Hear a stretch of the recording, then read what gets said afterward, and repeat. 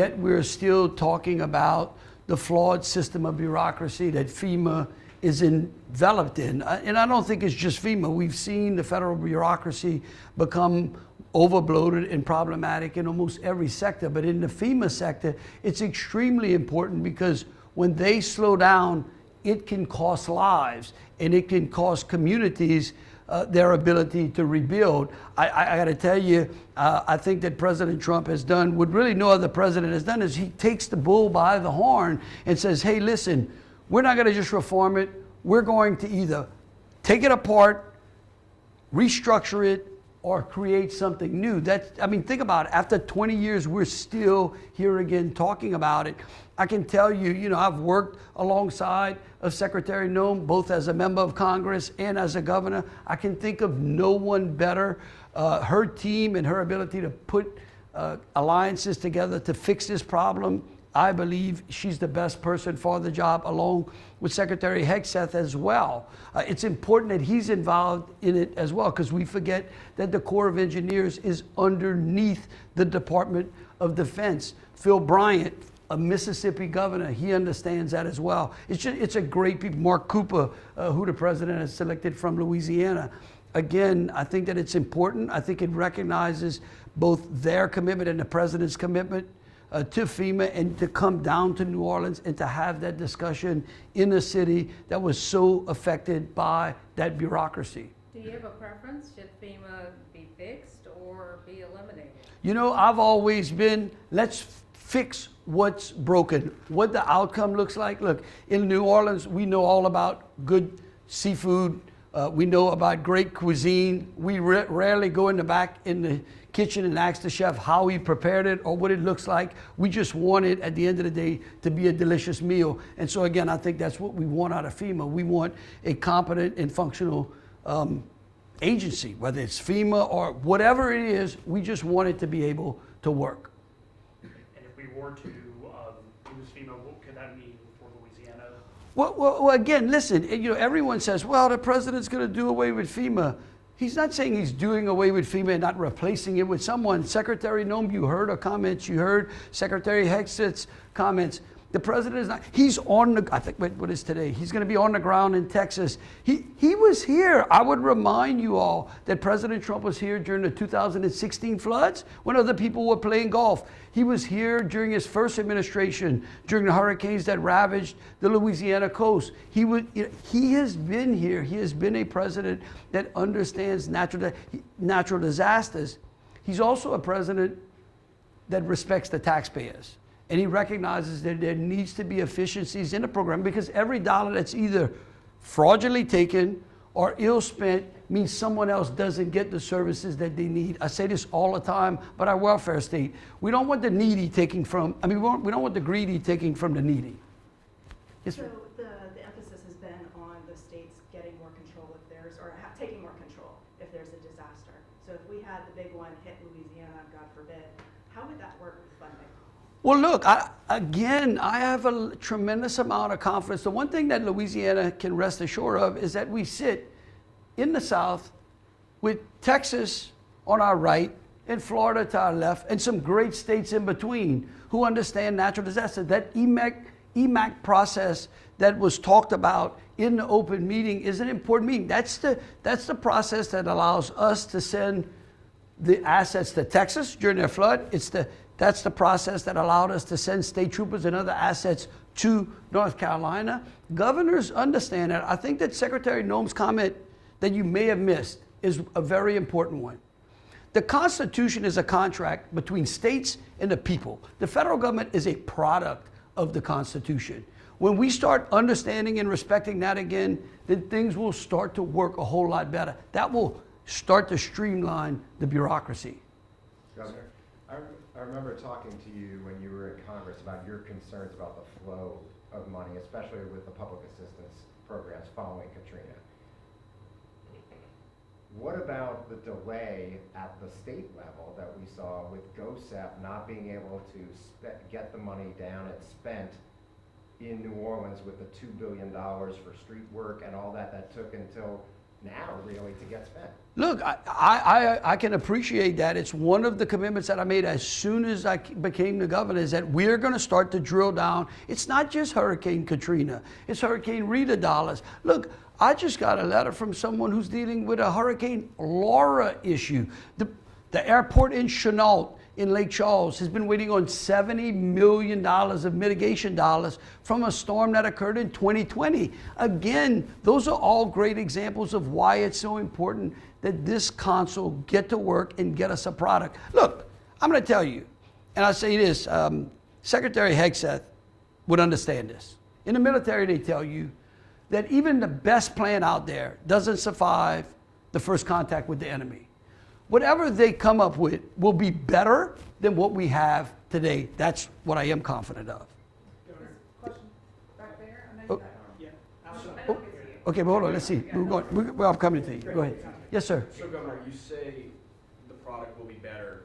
What exactly would be better? Do you say, are you hoping that FEMA takes more of a backseat to the state? Look, I think what we're looking for is some streamlining and coordination so that we get good, clear indications about what kind of money we're getting, how it's going to be spent, how fast can we implement it. Again, there's different stages of a response. There's the emergency phase, there's a recovery phase, and then there's a mitigation phase. I think one of the most important buckets out there is the mitigation buckets. I think that we saw the effects of mitigation dollars when they're spent, especially in the Terrebonne and Lafourche area after Hurricane Francine. Everyone thought that the storm would come up and we'd have a tremendous amount of damage, but yet folks that use the fortified roof program, which helps to drive down insurance costs, those that build better using modern standards and standards that have been proven along the coast, along the southern coast and the east coast, all of those things help to make a stronger coast and mitigate the amount of dollars that taxpayers have to spend. Yep, thanks. The National Flood Insurance Program is housed under FEMA right now, which we know has plenty of problems, but we all rely on it. Are there any concrete plans to reform that as part of this? There better be. In fact, when I leave here, I'm going back into that meeting to speak specifically about the National Flood Insurance Program. Remember, I dealt with it as the Attorney General. The current Attorney General has a suit against him. I've been trying to wait for an opportunity for Secretary Noem to catch her breath, which hasn't seemed to happen yet, so we can get the formula that they're using. I feel very confident that when I have an opportunity to sit down with her at the table, and we're not talking about natural disasters, immigration issues, that we'll be able to work towards a solution that's good for all of America. Remember, it's not just in Louisiana that the National Flood Insurance Program is affecting homes. It's all along the coast. We have a coalition that's been built of states that are trying to break through to Congress to say, listen, we need to fix the system. It is exacerbating the problem of our homeowners insurance crisis that we have here in Louisiana. And so again, that's something that I'm going right in to talk to Governor Bryant and the group about as soon as we finish here. Are there any more questions over here? Okay, one more. I'm still curious about funding. We've heard a lot about the decision-making for these FEMA operations being transferred to the state, but if FEMA is replaced with something else, do you have any kind of assurance that federal funding from FEMA will stay the same or will be reduced if we get another disaster? You know, the press keeps asking those questions, and here's what I would ask you. Do you think that the President of the United States or members of Congress, certainly those in the Senate, of affecting states would not allow the money to get where it needs to be? Again, it's like y'all believe they're gonna turn the water off. No, what they wanna do, what we wanna make sure is that when they turn the water on, it's at the proper pressure and it's clean and it's efficient and it gets to us and we can place those assets where they need to be as quickly as possible. That saves us money. I'll tell you something else that we forget. The National Center for Disaster Fraud for the entire country is located right here in Louisiana, in Baton Rouge, on the LSU campus. Why? Because of lessons learned after Katrina and Rita. It's another asset that we can now lean in, especially with new technologies, especially with the things that we've seen under the Trump administration of recognizing inefficiencies and waste in government. We can lean in and use that asset as well. Again, I am not convinced that the federal government is not going to be there when we need it. We're going to be able to watch it in real time after this flood here in Texas. But Governor, Yeah. we do know that after Katrina, they were reticent in Congress to give money to Louisiana because of our history of corruption and all of that. And it was with the federal coordinator in place that they were willing to do it. So if you don't have federal coordination, is there a concern that maybe they'll say, well, this state shouldn't get the money? I don't believe that. I certainly believe that it's not like, again, it's not like we're taking the federal government completely out of the process. What we're trying to do is what I think they're trying to do, and certainly what I am advocating for, is a more streamlined process. And so again, I think that those all look, I would have liked to have spent that $2 billion a lot quicker. I would have liked to became the governor and not had $1 left over from any of the prior storms before. But again, if you don't, does it take the governor have to spend all his time in Washington to be able to get money that was allocated to the state for a recovery? No, we've got way more important issues that the governor needs to be here on the ground here in Louisiana dealing with than going chase money that was promised to us and to be spent anyhow. One more final Yeah. question, Sabrina. Okay. Yes, Governor, so the president with Secretary Nome standing next to him recently said that he doesn't plan to phase out FEMA until after this hurricane season. You seem to have the ear of Secretary Nome.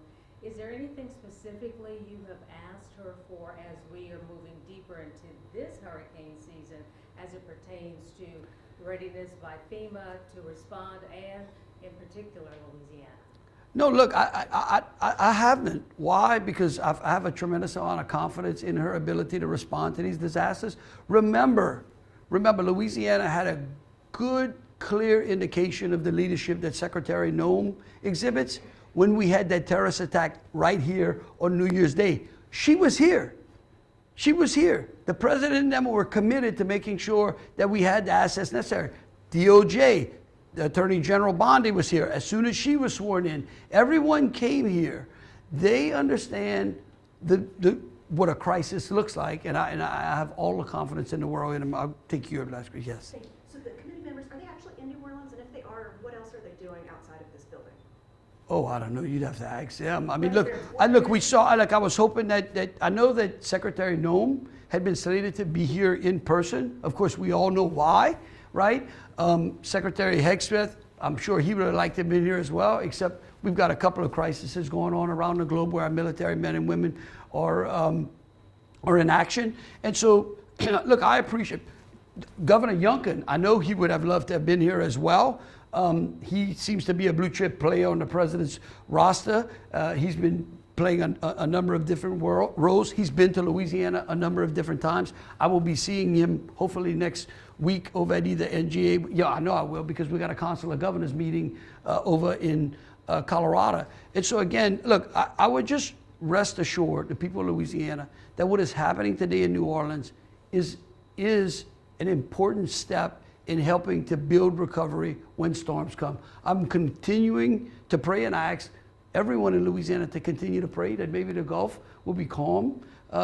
Maybe, I'll say this year, and then I'll try to be a little more greedy and say for a couple of more years. I think that would help our homeowners insurance as well. I would say this last, and I want to close with this because this is important. I think this is a question and a topic that we should address throughout the rest of the year. The Fortified Roof Program is the only way that we are going to lower insurance costs in this state. The more times we can get that program in front of people, we know it, I've seen it, I've watched it work in Alabama and other states as well. I am convinced of it. The more that the legislature can lean in and work with insurance companies on that. Just last week or week before, an insurance company came into Louisiana specifically to write commercial policies because of some of the ways that we are rebuilding better. I think that the mitigation dollars that the federal government has spent, especially on our electrical grid after storms, are starting to pay off. So there is a lot of good news out of that. And you know what else? Louisianians know more than anyone else how to be resilient. I mean, think about it. 10 storms since Katrina have ravaged. And think about the people that just bear and grind it, get up, clean up, and go back to work. I have all the confidence in the world that that council being here, they're going to leave with a tremendous amount of knowledge about how things need to work for the American people. So thank y'all.